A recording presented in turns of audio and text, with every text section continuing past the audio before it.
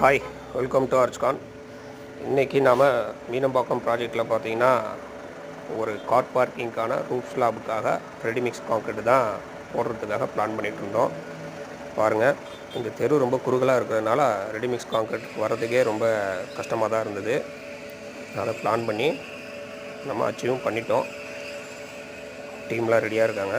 பாருங்கள், readymix concrete start பண்ணியாச்சு. முக்கியமாக ரெடிமிக்ஸ் கான்க்ரீட் போடும்பொழுது அந்த எலக்ட்ரிஷியனும் பக்கத்துலேயே இருக்கணும்.